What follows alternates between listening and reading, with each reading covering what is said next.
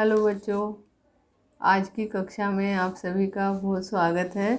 आज हम लोग संचयन भाग 1 के पाठ 3 हामिद खां के प्रश्नोत्तर पर चर्चा करेंगे।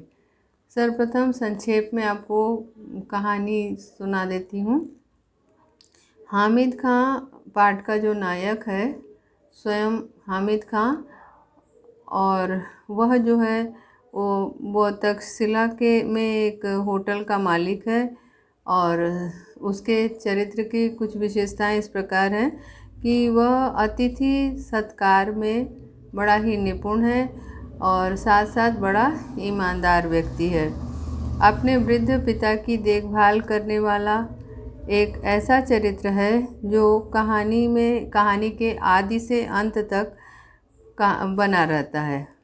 भूखे प्यासे लेखक जब तक्षशिला पहुंचते हैं तो हामिद खां के होटल में चपाती और सालन और थोड़ा चावल खाकर तृप्ति का अनुभव करते हैं। इससे स्पष्ट होता है कि हामिद खां अतिथि सत्कार में अत्यंत निपुण है। हामिद खां अपने मुल्क में हिंदू मुसलमानों में एकता देखना चाहता है और लेखक की बातों से बड़ा ही अत्यंत प्रभावित होता है। और उसके मन में भी एक इच्छा होती है कि काश काश वह खुद अपनी आंखों से जा कर के हिंदू मुसलमान के आपसी भाईचारे को देख सकता। इसलिए लेखक से वह भोजन के पैसे नहीं लेता और पश्तो भाषा में वह अपने दुकान में एक काम करने वाले बच्चे को बुलाता है और वहाँ के जो का माहौल है उस माहौल से अत्यंत वह दुखी है। हिंदू मुसलमान से संबंधित जो संबंध है हिंदू मुसलमान का, उससे वह अत्यंत दुखी है और इस कटु सत्य को वह अपने मुख से लेखक के सामने रखता है। वह जो है उसे इस बात का अत्यंत दुख है कि उसके देश में उसे मुसलमानों को जालिमों का की औलाद के रूप में माना जाता है और उसे इस बात का अत्यंत कष्ट है। और ये जो है वह लेखक के आपसी प्रेम और भाईचारे से बड़ा ही प्रभावित होता है जब उसे ये पता चलता है कि लेखक हिंदू होकर एक मुसलमानी होटल में खाना खाने के लिए आता है। तक्षशिला की गलियों का वर्णन करते हुए लेखक ने उन्हें हस्तरेखाओं के समान फैली गलियां कहा है, क्योंकि जहाँ तक उनकी नज़र जाती है धुआं, मच्छर, गंदगी और सड़े हुए चमड़ों की बदबू उन्हें आती है।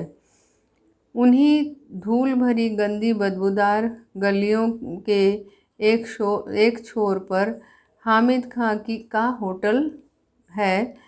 ग्रामीण इलाकों के धूल भरे वातावरण में भी हामिद खां और लेखक के अलग अलग धर्म के होने पर भी गहरी दोस्ती हो जाती है और इस कहानी में वह दोस्ती उभर कर आती है।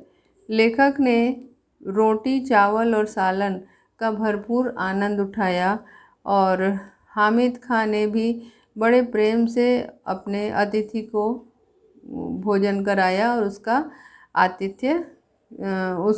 अतिथि सत्कार किया। लेखक द्वारा भोजन के लिए पैसे दिए जाने पर हामिद खां ने उसे यह कहकर मना कर दिया कि वह उसका अतिथि है और उससे कहा कि आप अपने देश में जाकर के इन्हीं पैसों से किसी मुसलमानी होटल में खाइएगा और अपने दोस्त हामिद खां को याद करिएगा। इसलिए ये जो हामिद खां की जो आवाज़ है उसके साथ बिताए हुए क्षण, उसके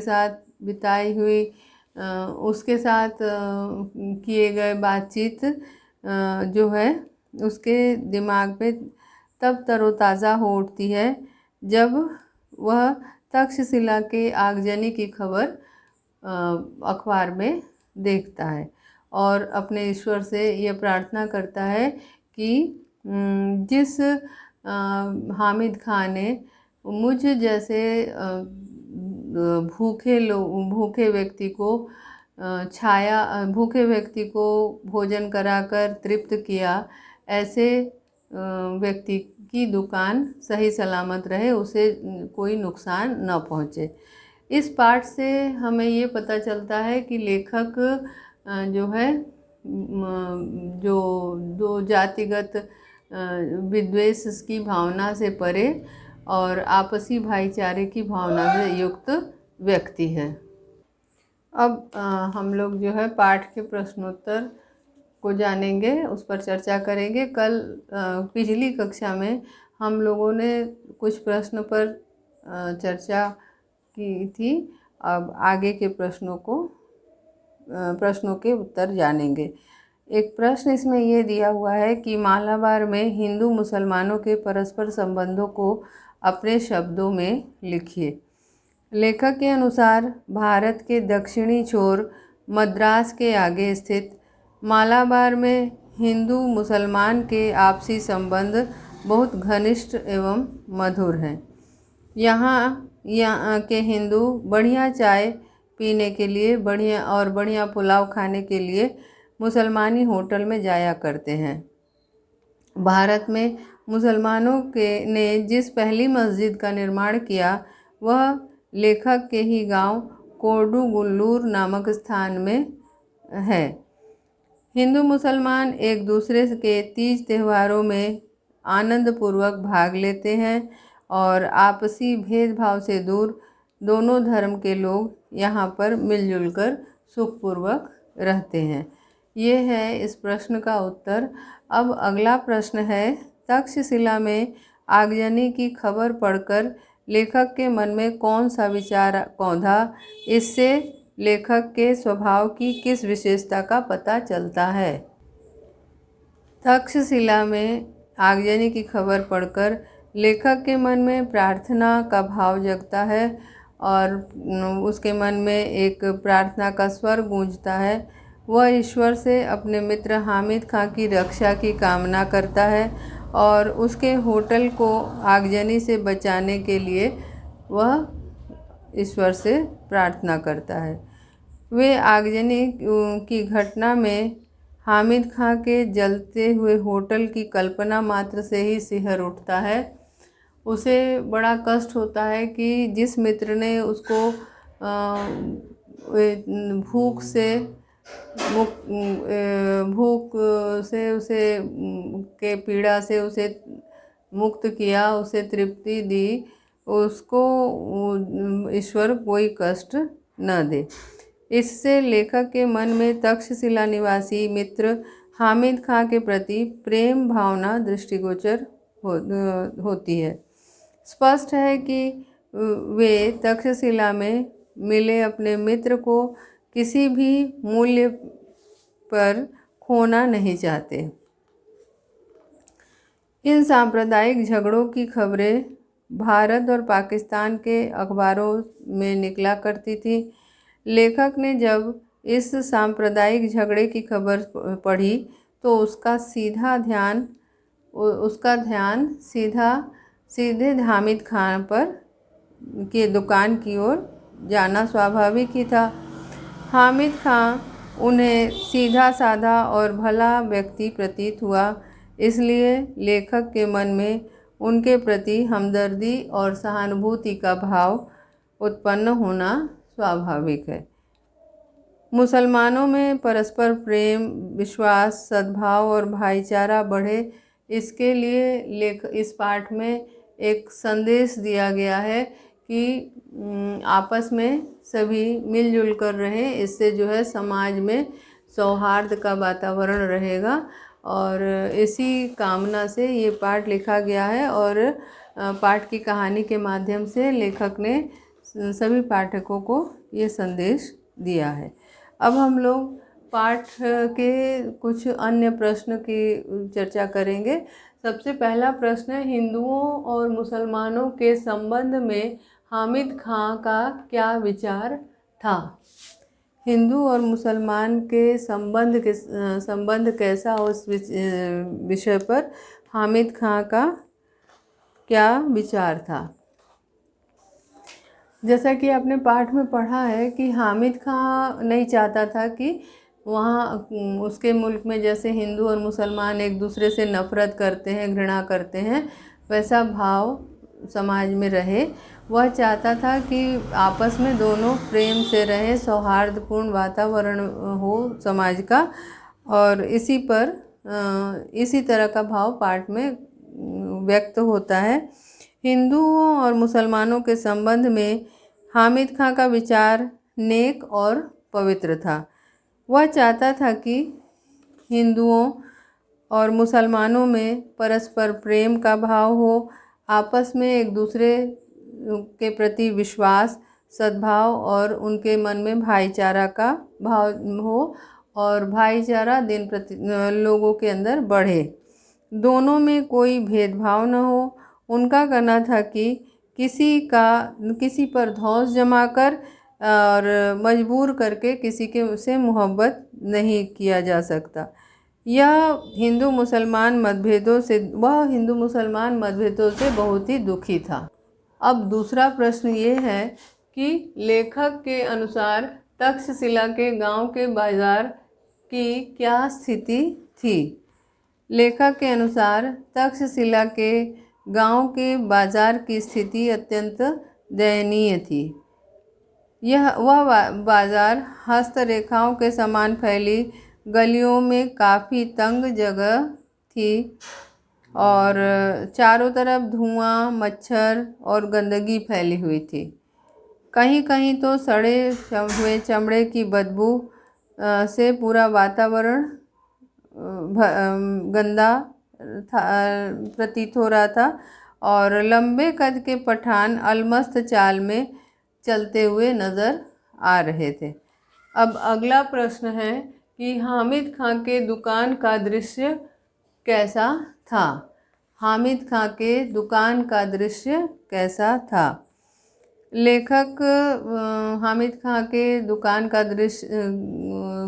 के दृश्य का वर्णन करते हुए कहते हैं कि वहाँ पे जब लेखक प्रवेश करते हैं दुकान में, तो जाकर के वह बेंच पे बैठते हैं और बेंच पर बैठकर रुमाल से हवा करते हैं, क्योंकि काफ़ी गर्मी थी।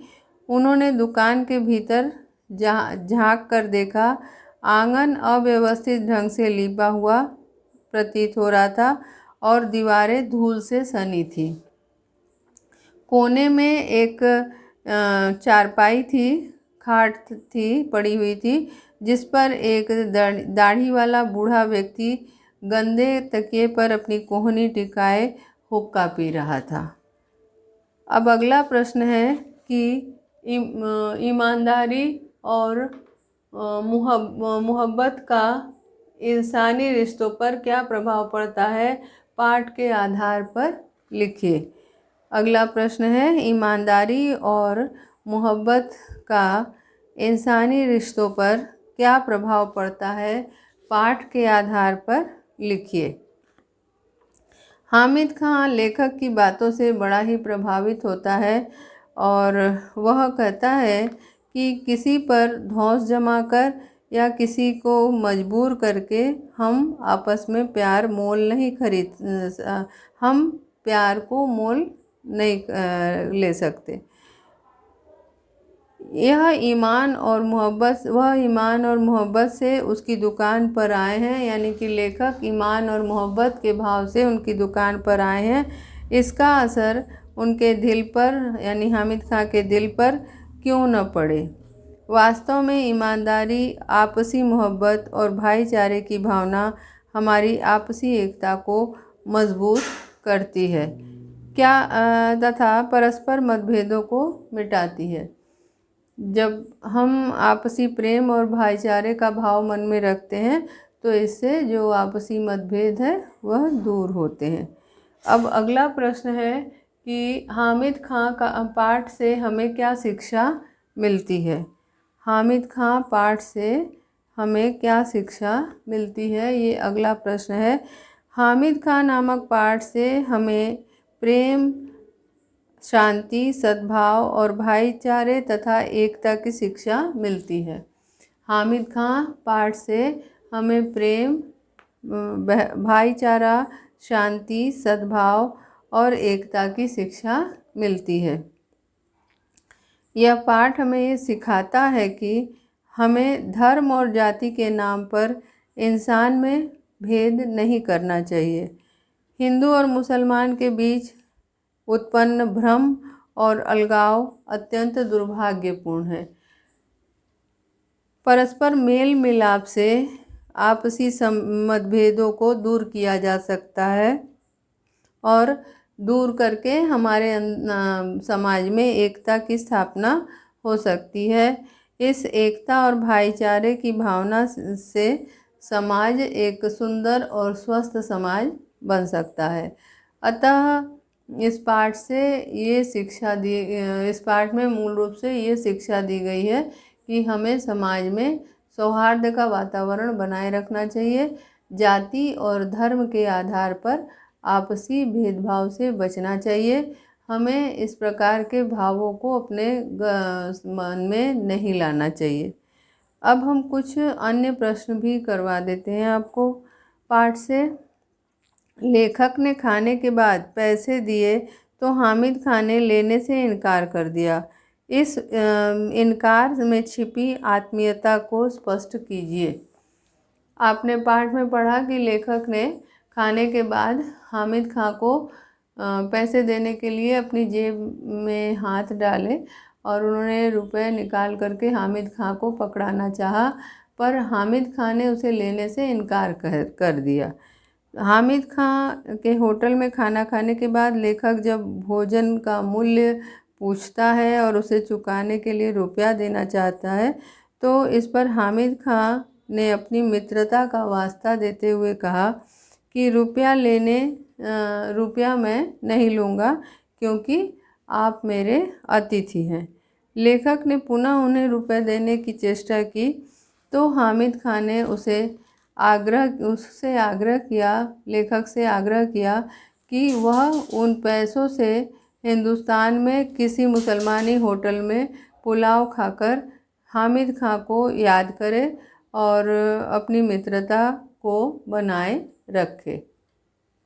हामिद खां के इस इनकार में एक तरह की आत्मीयता का भाव छिपा है। वह पाकिस्तान में हिंदू मुसलमानों की जो एकता को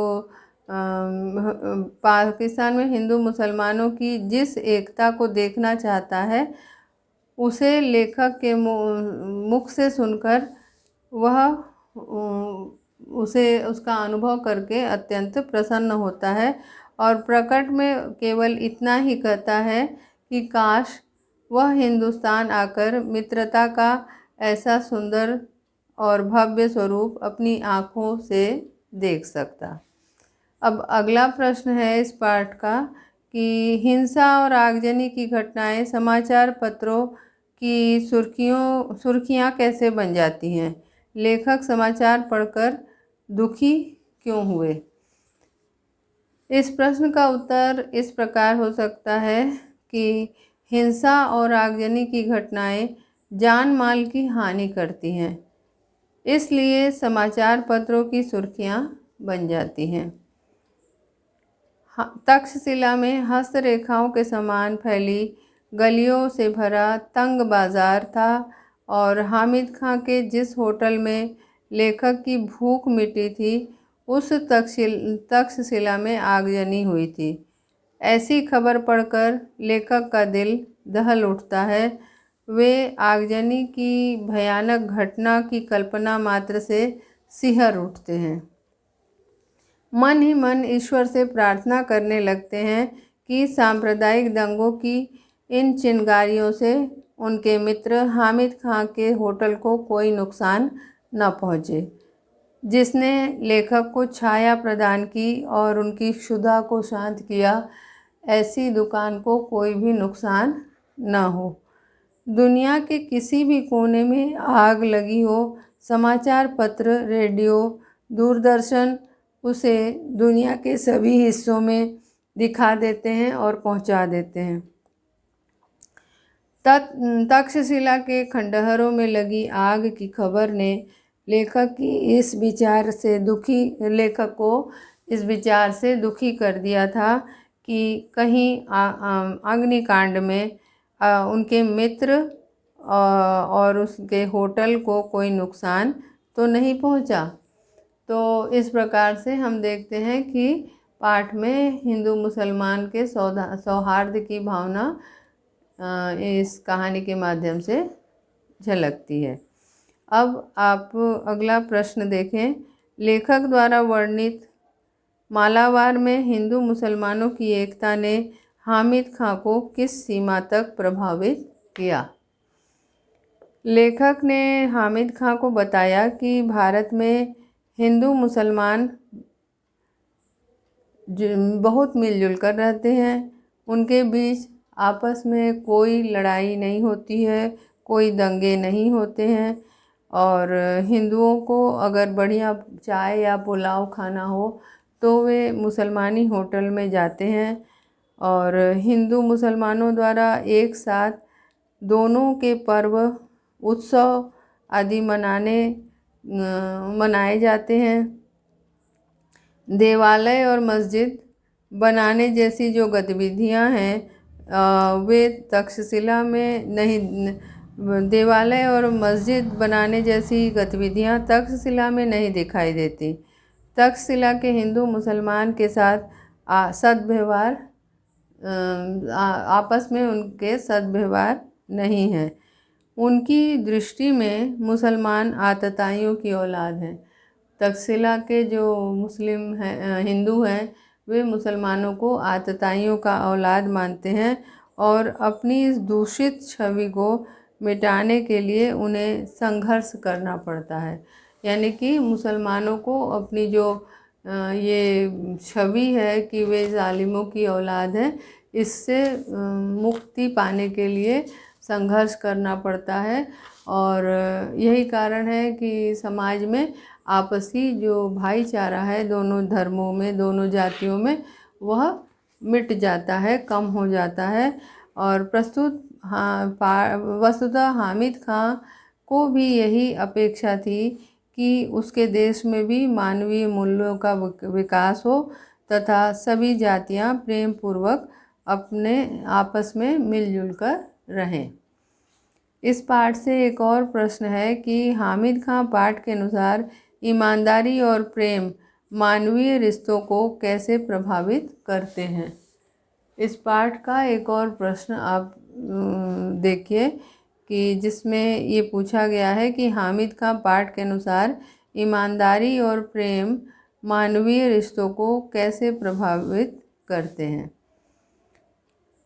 हामिद खां ने तक्षशिला के पौराणिक खंडहरों को देखने के लिए आए लेखक के साथ एक अच्छे मित्र का बर्ताव किया और बड़ी ईमानदारी से उन्होंने मित्रता का नाता निभाया। केवल लेखक के द्वारा हामिद खां के होटल में किए गए भोजन का मूल्य चुकाए जाने पर हामिद खां ने उसे लेने से इनकार कर दिया और लेखक से आग्रह किया कि वे भारत जाकर किसी मुसलमानी होटल में चाय और बिरयानी खाएं और वहाँ इसका आनंद उठाएं और अपने मित्र हामिद खां की मित्रता को याद करें। इस प्रकार रिश्तों के निर्वाह में निपुण हामिद खां ने मुसलमान होते हुए हिंदू के साथ मित्रता बड़ी ईमानदारी से निभाई। सच्ची मित्रता का नाता उन्होंने जोड़ा और धर्म के नाम पर ईर्ष्या, द्वेष, भेदभाव करते हुए यदि लोग आपस में उनके देश में जो लड़ रहे थे और मित्रता का फर्ज नहीं निभाते थे, इस बात का उन्हें दुख है, इसको भी उन्होंने व्यक्त किया। वे जो है लेखक ये भूल जाते हैं कि वर्षों बाद आगजनी की जो खबर मैंने समाचार पत्र में उन्होंने देखी थी, वह मतलब कि वह तुरंत की घटना है या उसको ये उनको याद करके ऐसा प्रतीत होता है कि वे हामिद खां से बहुत कम ही दिन हुआ, मतलब उनको उनकी याद जो है भूलती नहीं है, और उनके मन में ऐसा लगता है कि वे हामिद खां से बहुत मिले बहुत कम ही दिन हुए। और इस प्रकार इस पाठ के माध्यम से जो प्रेम और मानवीय रिश्ते हैं वह किस तरह से उभर कर सामने आते हैं, लेखक के वर्ताव से किस प्रकार हामिद खां प्रभावित होता है, यह व्यक्त होता है। अगला प्रश्न है कि हामिद खां ने लेखक की किस बात का विश्वास नहीं किया और क्यों? स्पष्ट कीजिए और लेखक के द्वारा दिए गए उत्तर से हमें क्या सीख मिलती है, बताइए। अब इस प्रश्न का उत्तर आप इस प्रकार दे सकते हैं कि जब लेखक ने बड़े गर्व के साथ ये कहा कि भारत में हिंदू मुसलमानों में कोई फर्क नहीं है, सब मिलजुल कर रहते हैं। भारत में मुसलमानों ने जिस पहली मस्जिद का निर्माण किया वह उनके ही राज्य में स्थित है। हामिद खां को इस बात का, लेखक की इन बातों का भरोसा नहीं हुआ, उनको इस बात का विश्वास नहीं हुआ। फिर उसने अपनी इच्छा प्रकट करते हुए कहा कि वह स्वयं उनके मुल्क में आकर हिंदू मुसलमान के इस सौहार्द की भावना, हिंदू मुसलमान के बीच जो ये सौहार्द की भावना है उसे देख सकता तो कितना अच्छा होता। मुसलमानों की एकता का नज़ारा उसे अपने आँखों से देखने की इच्छा थी। हामिद खां के मुल्क में हिंदू मुसलमानों की एकता का दृश्य दिखाई नहीं देता है। लेखक की जो गर्वोक्ति है उससे ये शिक्षा मिलती है कि धर्म के नाम पर मानव मात्र में भेदभाव करना उचित नहीं है। हम सब एक ही ईश्वर के संतान हैं और हमें परस्पर एकता, सद्भाव और भाईचारा निभाना चाहिए। इसी से हमारे देश की पहचान है। हमारे देश भारत की पहचान इन्हीं भावनाओं से है और लेखक को अपने भारतवासी होने का बड़ा ही गर्व था और उन्होंने बड़े गर्व के साथ अपने देश की इस विशेषता को हामिद खां के समक्ष प्रकट किया। ये है पाठ का अगला प्रश्न। अब आपको इस प्रश्न से इस पाठ से संबंधित कुछ अत्यंत लघु प्रश्न बताती हूँ, करवा देती हूँ, जिससे कि आपके पाठ की पुनरावृत्ति हो जाएगी और आपको पाठ और अच्छी तरह से समझ में आ जाएगा। हामिद खां हिंदू मुसलमान संबंधों के विषय में क्या कहना चाहते हैं? हामिद खां, जैसा कि आपने पाठ में पढ़ा, हामिद खां पाठ में आपने ये जाना कि हामिद खां की ये मन में एक प्रबल इच्छा है कि वह जो है मुसलमान है और उसके देश के जो मुसलमान हैं, हिंदू हैं, वह मुसलमानों को आतताइयों की औलाद कह के उनसे नफरत न करे, बल्कि सभी मिलजुल कर और प्रेम से रहे। ये हामिद खां के मन में एक प्रबल इच्छा हमें देखने में ये इच्छा उसकी वह लेखक के सामने जाहिर करता है। वह चाहता है कि आपस में सभी मिलजुल कर रहें और वहाँ हिंदुओं के मन में भी मुसलमानों के प्रति कोई नफरत का भाव न हो, वे मुसलमानों को आतताइयों की औलाद न कहें। अब हम कुछ अन्य प्रश्न और पर चर्चा करते हैं। लेखक पाकिस्तान किस उद्देश्य से गया था? लेखक पाकिस्तान किस उद्देश्य से गया था? लेखक पाकिस्तान में स्थित जो तक्षशिला के खंडहर हैं उनको देखने के लिए गया था। ये है अत्यंत लघु प्रश्न पर पाठ पर आधारित है।